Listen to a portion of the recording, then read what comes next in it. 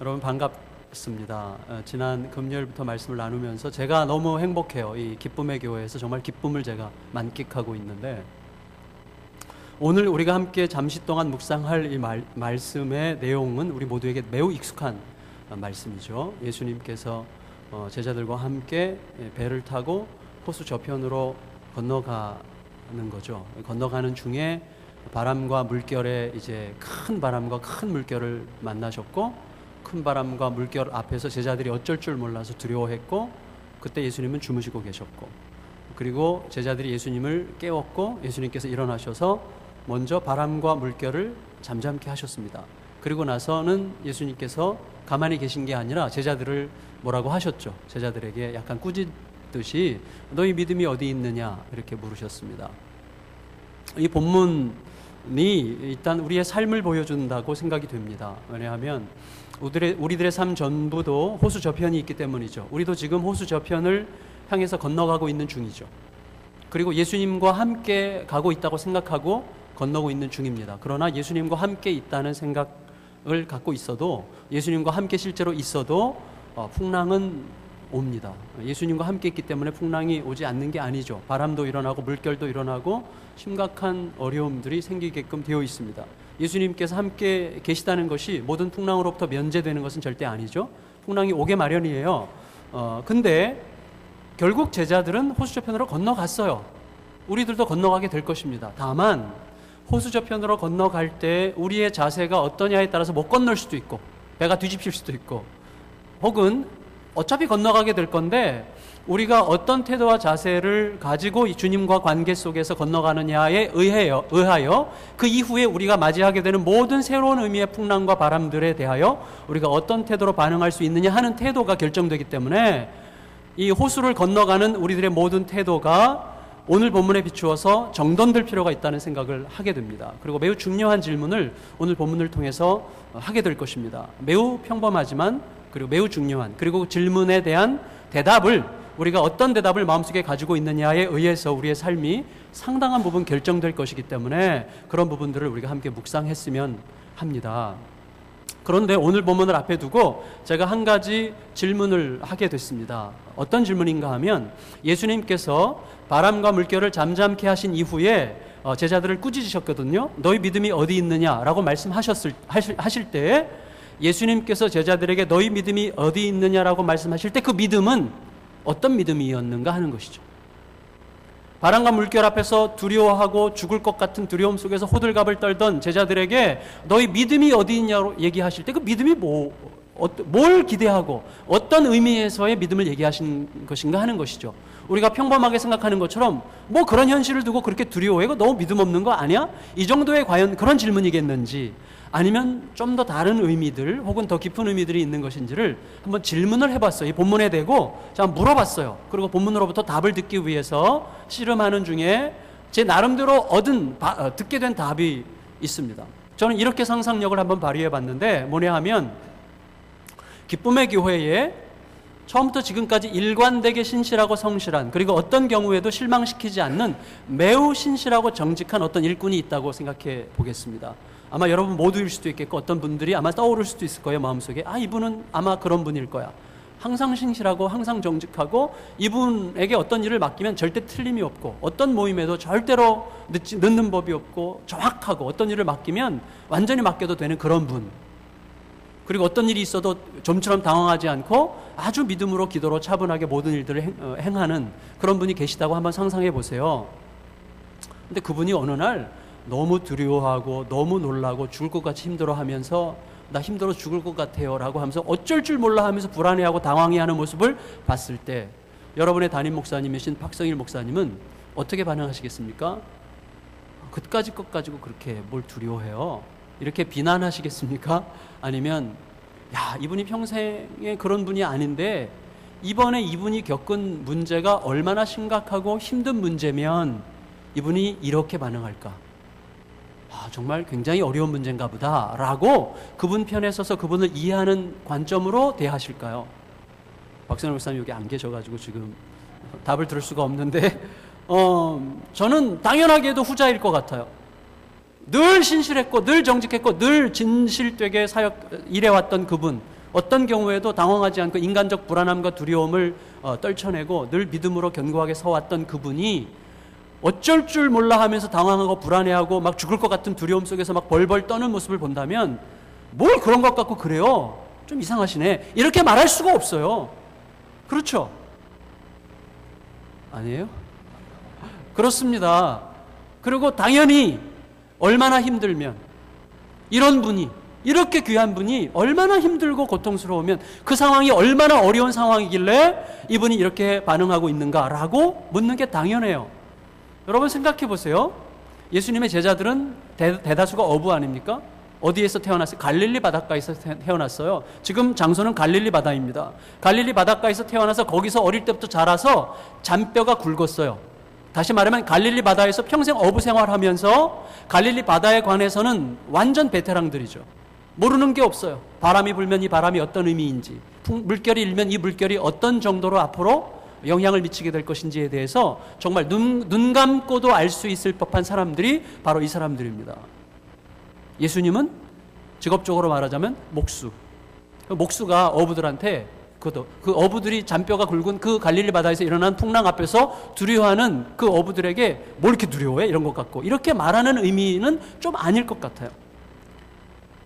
적어도 제자들이 이 갈릴리 바다, 갈릴리 호수에서 만난 바람과 물결 앞에 죽을 것 같은 두려움을 느끼면서 어떻게 합니까? 우리 죽을 것 같아요. 라고 이렇게 말할 때는 얼마나 큰 바람인지, 얼마나 큰 물결인지, 적어도 그 바다에 너무나 익숙한 이 사람들이 죽을 것 같은 두려움과 불안함을 느낄 정도의 큰 문제임을 충분히 우리가 감지하고 이해해 줘야 됩니다.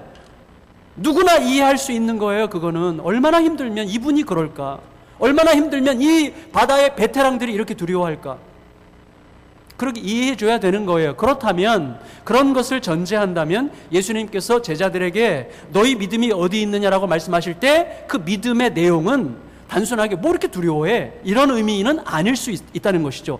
그 안에 다른 의미들이 있을 수 있다고 생각이 됩니다. 그리고 이 의미를 가지고 본문에 대하여 질문을 한 결과 저는 세 가지에 대한 답을 얻었고, 그 세 가지는 질문인데 그 질문에 대한 답을 우리가 어떻게 가지고 있느냐에 따라서 우리 인생이 너무나 많은 부분들이 결정된다는 것을 알게 됐습니다. 그 세 가지가 아주 평범한 질문이에요. 첫째는 뭐냐면 이 배의 선장이 누구냐 하는 것입니다. 우리가 지금 다 배 타고 가는 사람들 아닙니까? 우리 인생의 항로 속에 있습니다. 우리가 다 배를 타고 우리 모두가 다 우리의 건너가야 될 호수 저편을 가지고 그곳을 향하여 가고 있는 중이에요. 우리 모두가 다. 그런데 그 배의 선장이 누구냐라고 하는 이 평범한 질문에 대한 답을 명확하게 갖는 게 대단히 중요하다는 사실을 느끼게 됐고, 두 번째, 그 선장을 나는 누구라고 생각하느냐, 이 두 번째 질문이 대단히 중요하다는 것을 느끼게 됐고, 세 번째로 그분이 뭐라고 말씀하셨느냐 하는 것이 매우 중요함을 느끼게 됐습니다. 이 세 가지의 질문에 대한 답을 성경에서 찾고 우리 자신의 삶에서 찾으면서 우리가 이 말씀이 우리에게 주는 의미들을 한번 되새겨 봤으면 합니다. 첫째 질문, 우리는 우리의 인생의 항로의 배의 선장을 누구라고 생각하느냐 하는 것이죠. 당연히 예수님입니다. 제자들도 아마 그렇게 생각했을 거예요. 왜냐하면 선장은 어떤 사람이죠? 가야 될 목적지를 지시하는 사람이고, 동시에 목적지를 향하여 가는 동안에 일어나는 모든 상황과 현실에 대하여 정확하게 설명하고 해석하고 판단하는 사람이 선장이죠. 그러면 갈릴리 저편으로 지금 건너가는 중입니다. 근데 갈릴리 저편으로 건너가자고 말씀하신 분은 주님이세요. 목적지를 그분이 지정해 주셨어요. 그러지 가는 중입니다. 근데 상황이 발생했어요. 감당할 수 없을 것 같은 바람과 풍랑과 물결을 맞았는데 그것에 대한 선장의 태도, 선장의 해석, 이게 중요해요. 그런데 지금 제자들이 어떻게 하고 있습니까? 그것에 대하여 자기들의 경험, 왜? 그들은 갈릴리 바다에 너무나 익숙하거든요. 이 부분은 적어도 예수님보다 그들이 더 잘 안다고 생각하는 거죠. 베테랑이니까. 그래서 갈릴리 바다에서 일어나는 이 지금 바람은, 이 물결은 우리를 완전히 삼켜서 죽일 것 같은, 혹은 죽일 수 있는 바람이고 풍랑이라고 그들은 해석했어요. 그 해석한 결과 그 해석을 가지고 예수님을 보니까 주무시고 계신 거예요. 그러니까 그때 어떤 느낌이 듭니까? 화가 나는 거죠. 다시 말하면 선장에 대하여 지금 이래라 저래라 할 수 있는 객관적 근거를 가진 거예요. 왜? 우리들은 베테랑이니까. 이 현실에 대해 우리들은 베테랑인데 우리들이 판단할 때 이 현실은 도저히 극복 못할 현실인데 주님은 주무시고 계시기 때문에 주님께 분노하고 있는 거예요. 원망했어요. 다른 병행 구절들 보면 화를 내고 있는 것이죠. 제자들이 예수님을 꾸짖었어요. 다시 말하면 선장 행세를 하고 있는 거죠. 그러나 그들은 알았을 거예요. 예수님이 가자고 했으니까 가는 거예요. 이전에도 예수님께서 어떤 분이신지를 알았다고 생각했을 거예요. 그러나 적어도 자기들의 삶 속에서 지금 예수님은 선장이 아닌 거죠. 입술은 어떤지 모르겠지만 그들의 태도가 예수님이 선장이 아니라고 생각하는 거죠. 그래서 예수님께 추궁하고 화를 내고 분노하면서 지금 뭐하고 계십니까? 우리가 지금 다 죽게 생겼는데 뭐하고 계세요? 자기들의 판단과 생각을 가지고 판단하고 있는 것이죠. 여러분, 우리가 주님을 따라가는 이 항해, 호수 저편으로 건너가는 이 항해 과정에서 대단히 중요한 게 뭐냐면 주님을 기다리는 기다림 아닙니까? 믿음의 삶은 상당 부분 기다림이죠. 셰익스피어가 기다림은 당나귀라고 이야기했다고 하는데 답답하죠. 느릿느릿 가니까. 그러나 결국은 내가 그 당나귀에서 뛰어내려서 죽이지 않으면 가는 거예요. 그 기다림이죠. 기다림이라는 것은 여기에 있는 나와 내가 가야 될 저곳 사이에 놓여 있는 사막과 같은 것이죠. 아주 힘든 곳입니다. 그러나 내가 걸음을 멈추지 않는다면 결국은 가게 되어 있어요. 그건 가는 동안에 어떤 태도로 가느냐 하는 것인데 믿음의 기다림. 예수님이 지금 주무시고 계시다면 예수님께 우리가 어떻게 하면 좋겠습니까? 라고 물어야죠. 사실 그 상황에 우리가 처하면 그렇게 하지 못할 가능성이 굉장히 많습니다. 제가 이 말씀을 드리는가 하면 저는 제가 믿음이 괜찮은 사람이라고 생각했어요. 지금부터 한 7년 전까지 7년 전 상황, 물론 주님이 선장이시다는 것은 우리에게 진심으로 전인격적으로 고백되기도 하고 또 현실적인 어려움 때문에 부인되기도 하고 다시 고백되기도 하고 왔다 갔다 하는 것이죠. 근데 저에게 어떤 결정적인 경험이 있었는데 이번에 어제 그제 집회 때 잠깐 소개해드렸던 제가 개척하기 이전에, 제가 개척한 지 2년 10개월 됐는데 그 이전에, 개척하기 이전에 75년 된 교회에서 이제 섬겼거든요. 교회가 아주 견고한 교회예요. 전통이 깊고 교회는 안정적인 그런 교회죠. 근데 제가 그 교회에서 이제 어려움을 우울증, 공황장애와 우울증을 겪게 된 배경이 있어요. 저는 그 전까지도요, 제가 뭐라 그럴까요? 사람들에게 잘 맞출 수 있다고 생각했고, 그리고 거의 어려움이 없이 거기까지 왔어요. 정말 스트레이트로 그냥 막 달려갔어요. 그래서 이제 그 교회 장로님들 18분이 저를 청빙하셨어요. 그래서 이제 아주 안정된 교회죠. 저의 또래들이 굉장히 부러워하는 그런 교회들로 이제 그 교회로 부임해서 갔는데, 그 장로님 18분이 15대 3으로 갈라져 있으셨어요. 그래서 15명은 개혁을 원해요, 개혁. 그 교회가 이제 한 1000명에서 1500명 사이 이렇게 모이는 공동체였는데, 장로님들의 얘기가 뭐냐면, 우리 교회는 지난 20년 동안 전혀 변화가 없었습니다. 그대로고, 교회가 지금 이대로 굳어져 가고 있으니까, 우리가 목사님을 뽑은 이유는, 목사님이 좀 우리 여기 교회 와서 좀 뭔가 바람을 일으키고, 변화를 일으켜주기를 위해서 뽑았습니다. 이거예요, 15분은. 근데 3분은, 목사님, 섣부르게 이것저것 하지 마시고 가만히 계세요. 우리 교회는 이것저것 목사님 나서서 한다고 되는 교회가 아닙니다. 그냥 이 교회 분위기를 존중하고 그냥 목사님이 계시면 됩니다. 이제 이런 분위기예요. 15대 3이 갈라졌는데 제가 15의 말을 들었겠어요? 3의 말을 들었겠어요? 예. 목이 마르네요.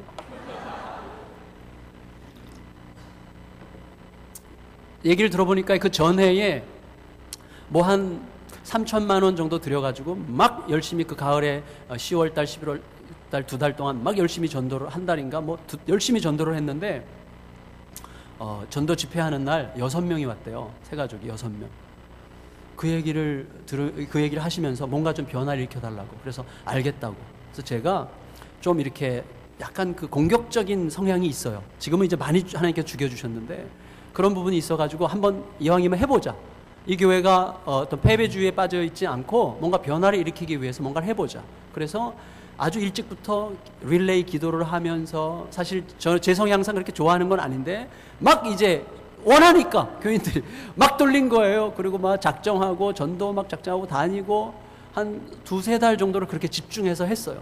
그리고 이제 3일 동안 집회를 했는데 500명이 왔어요. 500명이. 그게 바로 옆에 사랑의 교회, 바로 옆에 온누리 교회 그 중간에 딱 있어요. 이 교회가 굉장히 입지가 아주 좋은 교회입니다.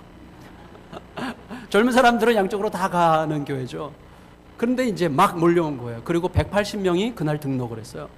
그러니까 교회가 굉장히 막 복잡복잡해진 거죠. 근데 그 집회가 끝나고서 장로님들이 저에게 얘기하셨어요. 아, 목사님, 앞으로 이거 안 했으면 좋겠습니다. 왜요? 너무 어수선하고 너무 시끄럽고 이거 뭐 너무 불편해요. 그리고 우리 교회를 남에게 뺏기는 느낌이 든대요. 이해 가시죠? 근데 지금 저는요 충분히 이해하거든요. 지금은. 그때는 제가 이해가 안 갔어요. 죄송합니다. 제가 이런 표현 써서 제 속으로 겉으로는 안 그랬어요. 속으로 뭐라 하냐, 뭐 이런 것들이 다 있어. 솔직히 제가 속으로 그렇게 얘기했습니다. 아니, 이 교회가 누구 교회인데 뭐 우리 교회를 남에게 뺏기고 자시고 어디 있어? 막 이런 생각이 드는 거예요. 젊은 혈기에 막 화가 나는 거예요. 그 분노.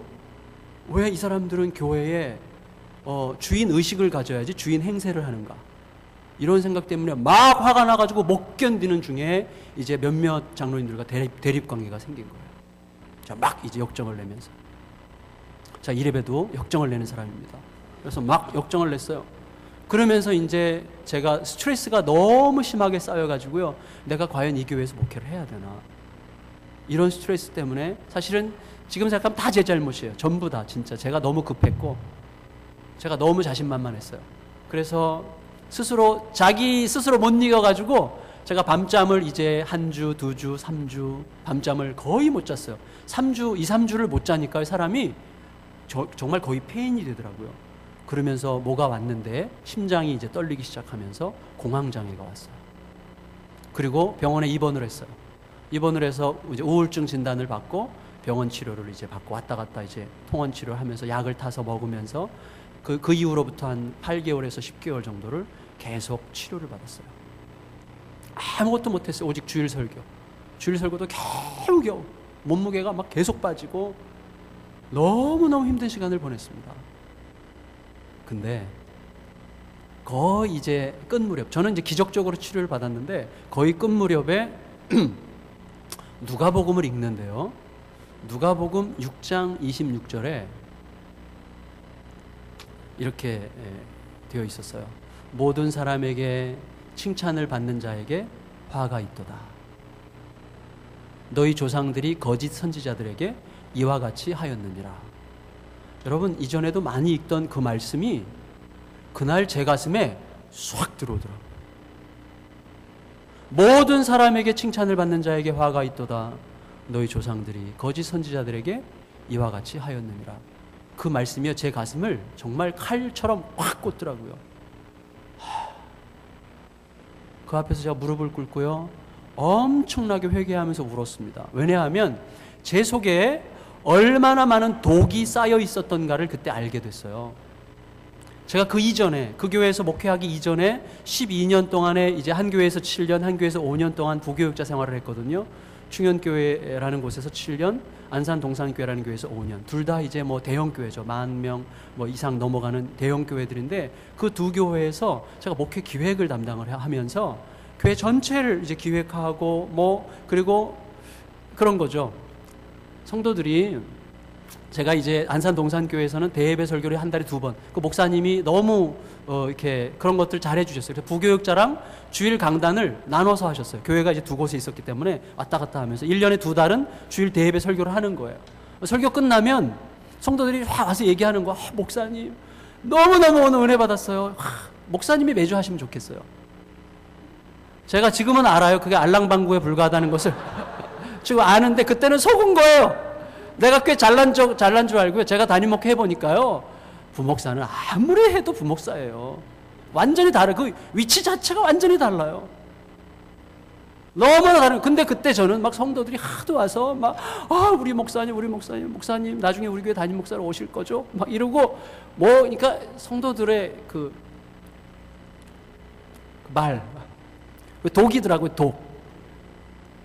그런 것들을 이제 제가 12년을 주워 들은 거예요. 12년을. 양쪽 교회 모두에서 제 아내가 늘 얘기해요. 당신은 진짜 당신 같은 목사가 어딨어. 목사님이 완전히 믿어주시고 마음껏 하게 하시고 성도들한테 너무 행복하고 너무 많은 걸 받으면서 부교육자 생활을 한 거예요. 당신은 황태자야. 당신 같은 부교육자가 어디 있어? 정말 그랬어요. 진짜로. 너무 해피하게 부교육자 생활을 했고요. 진짜 주저함이 없이 거기까지 달려간 거예요. 네, 신학교 졸업부터 해서 신학교 졸업할 때도 정말 졸업을 잘했거든요. 하여튼 그래서 하여튼 어쨌거나 너무 거침이 없이 거기까지 간 거예요. 그러다가 저도 모르게 독에 빠진 거예요. 어떤 독인가 하면 내가 무슨 사역을 할 때 나와 피스풀한 관계가 아닌 사람을 못 견디는 거예요. 누구든지 나를 인정해주지 않는 사람이 있으면 못 견뎌요. 누군지 나를 불편해하는 사람이 있으면 못 견뎌요. 내가 설교했는데 은혜 못 받는 것 같은 표정 짓고 찡그리고 있는 사람이 보면 내가 못 견뎌요. 끝나고 가서 물어보는 거예요. 그리고 나를 싫어하는 사람이 있으면 안 돼요. 이런 독이, 이런 병이 제 속에 이미 들어와 있었는데 그걸 다 보게 하시는 거예요. 누가복음 6장 26절 앞에서 예수님께 저를 보게 하시더라고요. 이게 모든 사람에게 인정받고자 하는 욕망이 너의 선장이었어. 그걸 알게 하셨어요.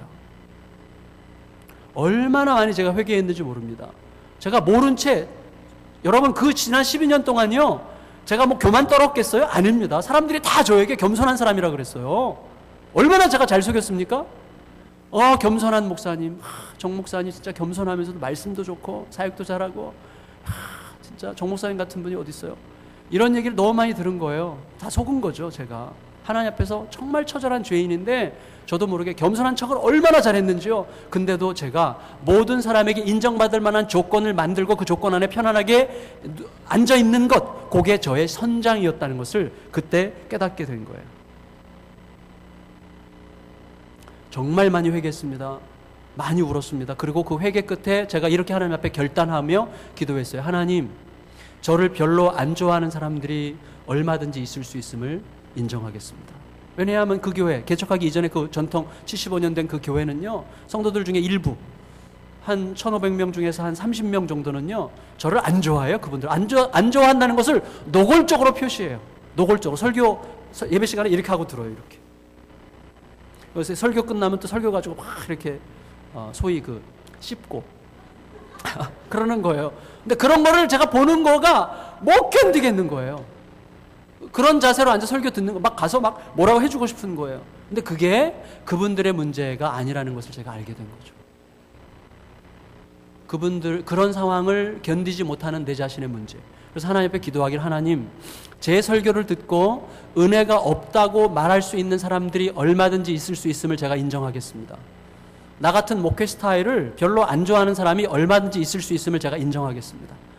나 같은 성품을 가진 사람을 별 볼 일 없게 생각하는 사람이 얼마든지 있을 수 있음을 제가 인정합니다. 인정합니다. 인정합니다. 그것을 엄청나게 기도했어요. 그러면서 제 속에 선장이 바뀐 거예요. 여러분, 믿음의 기도라는 건 뭐냐면, 하나님은 우리에게 이렇게 얘기하죠. 우리가 어려움을 당하고 시련을 만납니다. 근데 제가 몇 주 전에 한 선교사님으로부터 들은 얘기인데, 그 선교사님이 그렇게 얘기하시더라고요. 여러분, 예수님의 제자가 되고 싶으십니까? 아멘! 그랬어요.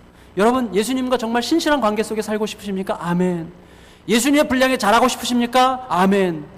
예, 여러분 정말 아멘 잘하셨습니다. 그리고 여러분 계속 그렇게 기도하십시오. 그리고 그동안 그렇게 기도해 오셨을 것입니다. 그리고 여러분들이 너무 기도를 잘하셨기 때문에 그 기도의 응답으로 하나님은 지금 여러분들에게 광야를 허락하신 것입니다. 이렇게 얘기했어요. 굉장히 실망스러우면서도 기뻤어요. 아, 그렇구나. 광야, 하나님 우리를 광야로 몰아가시는데, 광야로 몰아가시는 핵심이 뭐죠? 주인 바꾸기더라고요.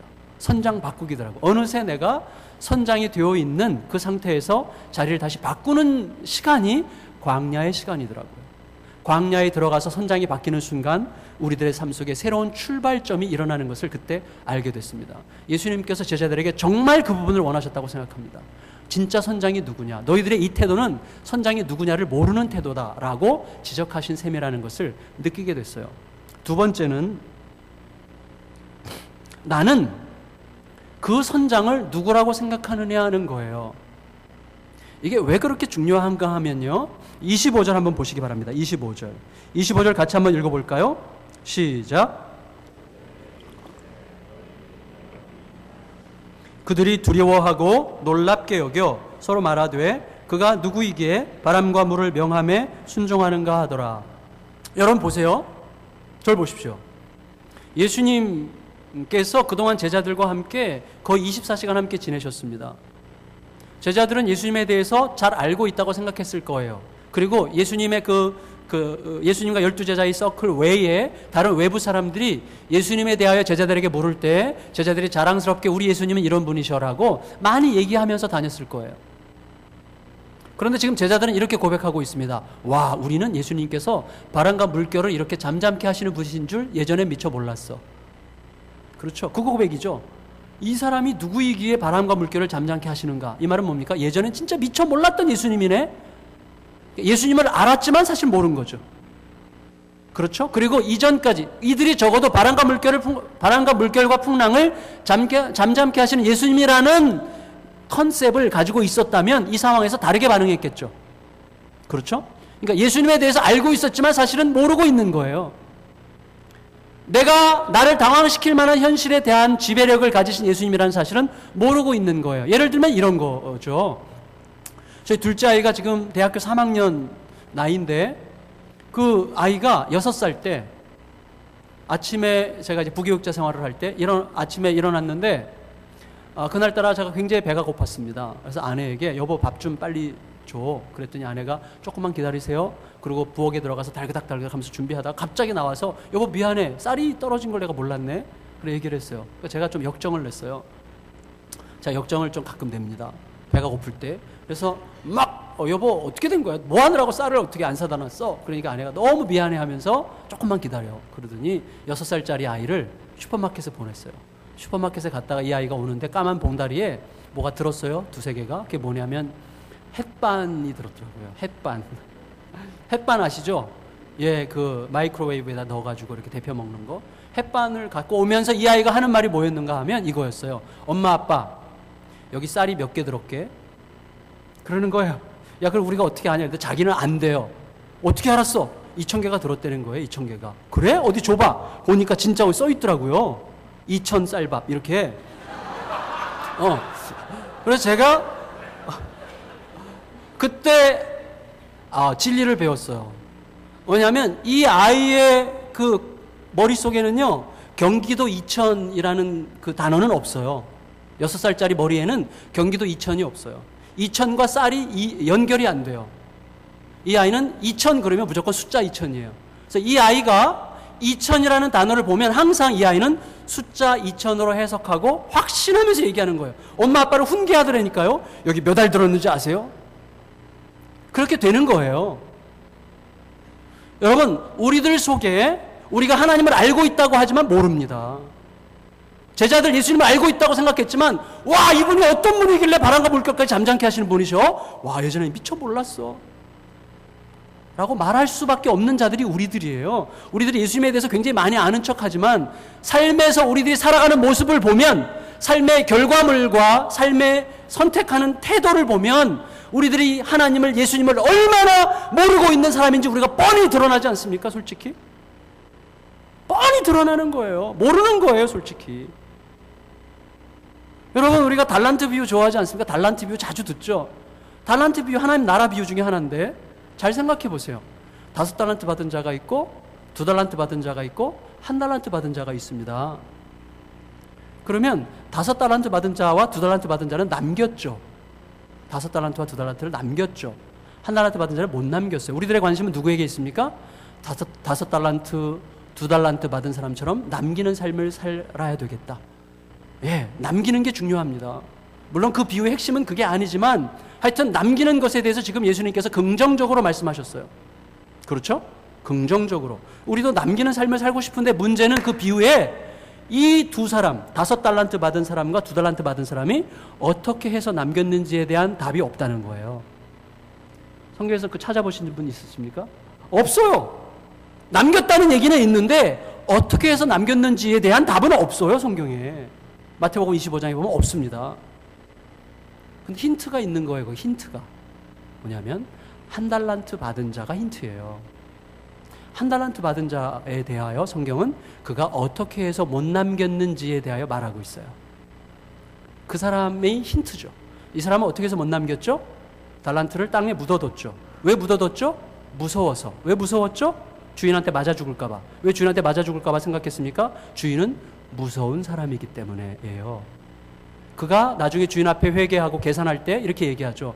당신은 인색한 사람이고 완고한 사람입니다. 내가 알기에 당신은 인색하고 완고한 사람입니다. 그래서 심지 않은 데서 거두고 뿌리지 않은 데서 모으는 사람인 줄로 내가 알았으므로예요. 알았으므로 내가 1달란트 투자했다가 마라 잡수시면 맞아 죽을까봐 내가 이것을 두려워서 땅에 숨겨두었습니다요. 자, 이 사람이 숨겨둔 이유는 두려웠기 때문이고, 두려운 이유는 주인을 어떤 사람으로 생각했기 때문이에요. 어떤 사람으로? 두렵고 완고하고 엄격한 사람으로 생각했기 때문이에요. 따라서 이 달란트 비유가 우리의 인생을 말하는 것이라면 이 사람의 인생은 무엇에 의해서 결정되었습니까? 주인을 내가 누구라고 생각하느냐에 의해서 결정된 것이에요. 그렇다면 5달란트 받은 사람과 2달란트 받은 사람은 뭐라고요? 주인을 이 1달란트 받은 사람처럼 생각하지 않았다는 거예요. 우리가 5달란트, 2달란트 가지고 투자하다가 말아먹어도 주인은 우리가 그분의 말씀에 순종한 것으로 기뻐할 사람인 줄 알았으므로 그들은 과감하게 투자한 것입니다.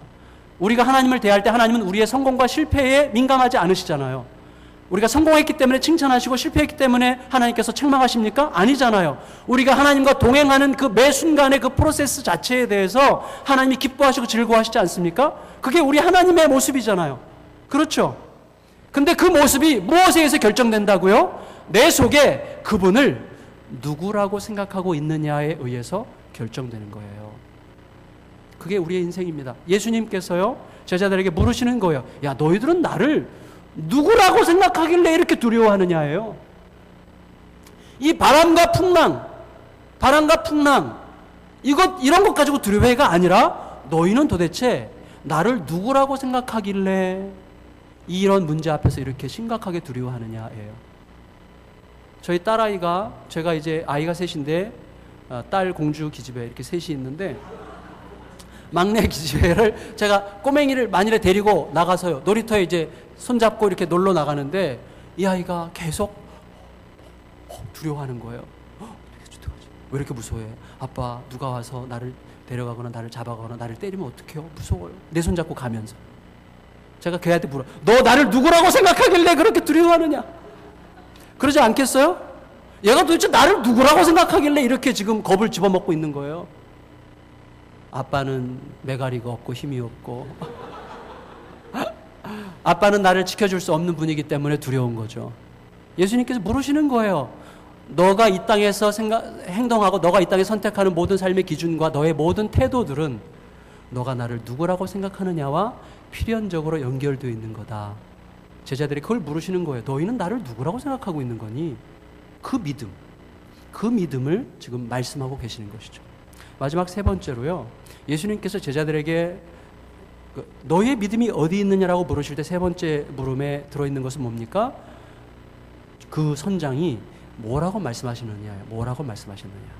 왜 그런가 하면, 보세요. 제가 살아가면서 참 이게 중요한 부분이라는 걸 알게 됐는데, 예수님께서 그동안 제자들에게 자기를 계시하셨어요. 예수님이 누구신가를 여러 가지 말씀과 그 다음에 기적적인 행동들로 보여주셨는데, 그 중에 굉장히 중요한 것 중에 하나가 이거예요. 적어도 그 시대에 제자들의 눈에도 귀신 들린 자가 귀신에서 노임을 받는다든지 병자가 그 자리에서 일어난다는 일은 완전히 불가능한 일입니다. 그런데 예수님은 희한하게도 그 입에서 말씀이 나가면 귀신이 나가고 말씀이 나가면 병자가 일어났어요. 다시 말하면 예수님은 어떤 분으로 그들에게 계시됐습니까? 예수님은 입에서 말씀이 나가면 그 말씀이 곧 현실이 되게 하시는 분으로 자기를 계시하신 거예요. 그렇죠? 그러면 여기에서 제일 중요한 게 뭐죠? 항상 상황이 문제가 아니라, 현실이 문제가 아니라 그분이 뭐라고 말씀하셨던가가 중요한 거예요. 근데 그분이 뭐라고 말씀하셨습니까? 22절에서 22절 다시 한번 같이 읽을까요? 시작. 하루는 제자들과 함께 배에 오르사 그들에게 이르시되 호수 저편으로 건너가자 하심에 이에 떠나. 호수 저편으로 건너가자고 하신 분이 누구세요? 예수님이세요. 예수님은 호수 저편으로 건너가자고 하셨기 때문에 그분의 말씀대로 호수 저편으로 건너가게 될 거예요. 건너가는 과정에서 어떤 풍랑과 시련을 만날지 모르겠지만 그런 모든 풍랑과 시련에도 불구하고 이들은 반드시 예수님과 함께 건너가 있게 될 것입니다. 왜? 예수님께서 그렇게 하리라고 말씀하셨기 때문이에요. 제가요, 목사가 되기 위해서 신학교 갔었는데, 신학교 1학년, 1학기 딱 마치고는 학교를 자퇴하려고 그랬어요. 학교에 너무 실망하고 제 자신에게 너무 실망했기 때문에 학교를 다닐 필요를 못 느꼈고, 이래서 목사 될 필요 없다, 이렇게 생각했어요. 근데 그때 제 아내가 이야기했어요. 여보, 당신 마음은 이해하겠지만 당신 하나님 앞에 기도하고 이 길이 하나님의 뜻이라는 응답을 받고 신학교 갔잖아. 근데 하나님의 그 응답은 아직 이루어지지 않았는데 왜 당신이 먼저 포기해? 하나님은 여전히 하나님의 일을 하고 계신데 왜 당신이 먼저 포기해? 그 이야기가 저에게 정말 충격적으로 왔어요. 하나님의 말씀을 듣고 하나님의 응답을 받고 신학교 입학했는데 졸업하기도 전에 현실적으로 내 생각과 형편에 안 맞으니까 내가 포기하려고 하는 이 태도가 너무 부끄러웠어요. 그래서 어떻게 했는가 하면요, 제가 1학기 다닐 때는요, 저 뒷자리에 앉아서 판단하듯이 강의를 들었어요. 야, 저것도 강의라고 하나? 뭐야? 어떻게 이렇게 유치할까? 뭐 이런 식의 생각. 정말 교만했죠. 제가 2학기 때부터는요, 마음을 회개하고 다시 다잡아 먹고 맨 앞에서 두 번째 자리, 맨 앞자리는 침 튈까봐 좀 피하고 맨 앞에서 두 번째 자리 앉아가지고요, 모든 강사님, 내가 존경할 수 없는 교수님의 강의도요 다 받아 적었어요. 노트를 얼마나 열심히 했는지요. 제가 졸업할 때까지 매 학기마다 저희 동기들에게 나중에 기회가 되면 물어보세요. 매 학기마다 복사실에서 제 노트를 몇백 개씩을 저희 동기가 900명이에요. 저희 같은 그 학년이. 어마어마했어요, 그때는. 그러면 몇백 개를 이렇게 복사해 놓고 학생들이 복사실 오면 그걸 팔았어요. 복사실 아저씨가. 더 돈도 안 주고. 제 노트를 가지고 다 공부한 거예요, 학생들이. 자, 노트만 잘했겠습니까? 제가 정말 은근히 자랑을 잘하는 사람이에요. 근데 여러분, 정말 중요한 거더라고요. 하나님이 이 일을 내가 하고 있는데 어려움을 꼭 만납니다. 두려움을 만납니다. 바람과 물결이 있어요, 반드시. 그러나 주님께서 가자고 하셔서 가는 길인지를 반드시 점검을 해봐야 됩니다. 그러면 절대 실망하실 수 없어요. 실망이 되더라도 끝내 가야 됩니다. 하나님은 반드시 어느 순간, 예수님은 반드시 어느 순간 우리가 호수 저편으로 건너가 있는 자신을 보게 하실 것입니다. 이 세 가지가 중요해요.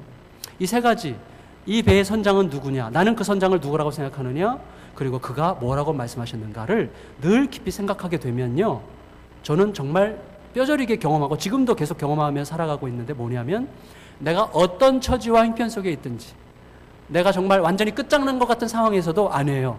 끝이 없습니다. 반드시 일어나게 하십니다. 하나님 반드시 일어나게 하시고 다시 시작하게 하시는 주님의 은혜를 경험하는 여러분들이 되시기를 주님의 이름으로 축원합니다. 저희 교회는요, 도농지역이에요. 그래서 조그만 타운이 있고 사방은 완전히 그 농촌 어촌이거든요.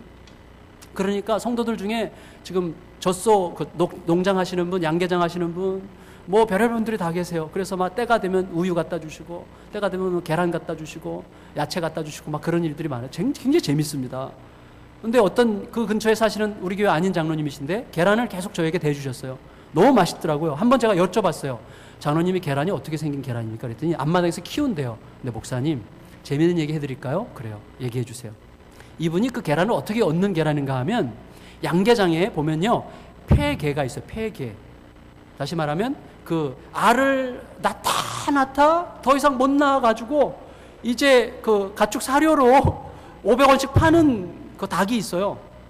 폐계를 일단 사오신대요. 폐계를 사갖고 와가지고요, 양계장에 넣어놓고, 자기 집 양계장에 넣어놓고 잘 설득을 하는 거예요. 너희 이제 알을 낳아야 된다. 그러고는요, 두 줄을 꼬박 굶겨요. 두 줄을. 진짜로 이게 되는 거예요. 양계장 하는 분한테 직접 들은 거니까. 두 줄을 굶겨요. 그러면 이제 닭들이 이제 말라가는 거죠. 막 온갖 식탐이 생기는 거예요. 그러고 두 주 후에 이 닭들을 마당에 촥 풀어놔요. 마당에. 그러면 이 닭들이요, 정신없이 미친 듯이 뭐든지 먹는 거예요. 막 땅을 파가지고 먹고, 지렁이 잡아갖고 벌레 먹고 이것저것 막 먹는 거예요. 막 먹다 보면 한 두세 주 지나면요, 이 닭이 체질 개선이 이제 체질 개선이 이루어지면서 회춘 현상이 일어나면서 이게 이 토종닭으로 변하는 거예요. 이 닭들이. 그러면서 알을 낳기 시작하는 거예요, 닭들이요. 그래서 짧게는 8개월, 길게는 1년 동안 알을 낳는 거예요. 자신의 인생을 폐계와 같이 여기시는 분들, 희망을 가지시기 바랍니다. 여러분, 무엇을 통해서 내 배의 선장이 누구냐? 나는 그를 누구라고 생각하느냐? 그가 뭐라고 말씀하시느냐? 이 질문을 심각하게 하십시오. 그 질문에 대한 답이 내 속에 있다면 하나님은 그 답과 함께 우리의 삶을 날마다 새롭게 시작하게 하시고 우리가 어느새 호수 저편에 건너가 있는 자신을 보는 영광과 특권을 주님과 함께 누리게 하실 것입니다. 그 은혜를 누리시는 저와 여러분들 되시기를 예수님의 이름으로 축원합니다. 아버지 하나님, 우리의 삶을 주님 앞에 올려드립니다. 우리가 쉽게 좌절하고 낙심합니다. 우리가 생각지 못했던 풍랑과 바람과 물결을 만나는 순간 어쩔 줄 몰라 하며 두려워 떨면서 주무시고 계시는 예수님 앞에 분노하는 우리 자신의 모습을 발견하게 될 때가 있습니다. 그러나 주님, 믿음으로 잘 기다리게 하시되 이 세 가지 질문을 통하여 하나님의 답을 얻고 그 답과 함께 가게 하시고 그리하여 결국 우리 모두가 다 함께 주님께서 원하셨던 바로 그곳 호수 저편으로 건너가 있는 자신을 보게 되는 영광을 얻게 하여 주시옵소서. 존귀하신 예수님의 이름으로 간절히 기도드리옵나이다. 아멘.